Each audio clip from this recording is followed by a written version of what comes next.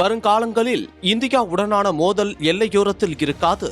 எங்கள் தாக்குதலை கொல்கத்தாவில் மேற்கொள்வோம் என பாகிஸ்தான் நாட்டின் பாதுகாப்புத்துறை அமைச்சர் கவாஜா ஆசிப் தெரிவித்துள்ள கருத்து பெரும் பரபரப்பை ஏற்படுத்தியுள்ளது.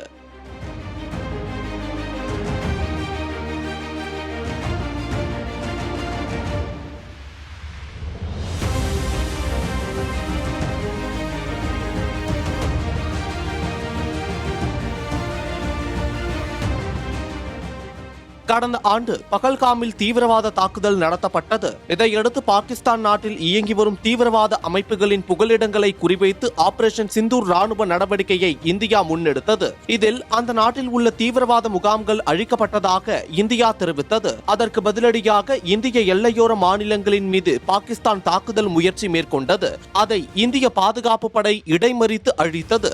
இந்த சூழலில் பாகிஸ்தானின் பாதுகாப்புத்துறை அமைச்சர் கவாஜா ஆசிப், இந்தியா மீண்டும் பாகிஸ்தான் மீது ராணுவ நடவடிக்கையை மேற்கொள்ள முயன்றால் நமது பதில் தாக்குதலை கொல்கத்தாவுக்கே கொண்டு செல்வோம். இந்த முறை நமது தாக்குதல் 200 அல்லது 250 மீட்டர் தூரம் என்ற அளவில் எல்லையோரத்தில் இருக்காது. அவர்களது பிராந்தியத்தில் நுழைந்து அவர்களது வீட்டிலேயே தாக்குவோம் என தெரிவித்துள்ளார். கடந்த ஆண்டு ஆகஸ்ட் மாதம் இந்தியாவை அதன் கிழக்கு பகுதியில் தாக்குவோம் என பாகிஸ்தான் ராணுவம் தெரிவித்திருந்தது குறிப்பிடத்தக்கது. இந்த சூழலில் கொல்கத்தாவை தாக்குவோம் என கவாஜா ஆசிப் தெரிவித்துள்ளார். இந்திய பாதுகாப்புத்துறை அமைச்சர் ராஜ்நாத் சிங் அண்டைய நாடுகளின் எந்த ஒரு தவறான முயற்சிக்கும் தீர்க்கமான மற்றும் முன் எப்போதும் இல்லாத வகையில் பதிலடி கொடுக்கப்படும் என்று சமீபத்தில் எச்சரிக்கை விடுத்திருந்தார். அதற்கு பதிலளிக்கும் விதமாகவே கவாஜா ஆசிப் இந்த கருத்தை தெரிவித்துள்ளதாகவே பார்க்கப்படுகிறது. முன்னதாக பாகிஸ்தானின் அணுசக்தி வளங்களை அமெரிக்கா தாக்கினால் இந்தியாவின் டெல்லி மற்றும் மும்பைகளை தாக்குவோம் என கடந்த மாதம் இந்தியாவுக்கான பாகிஸ்தானின் முன்னாள் தூதரக அதிகாரி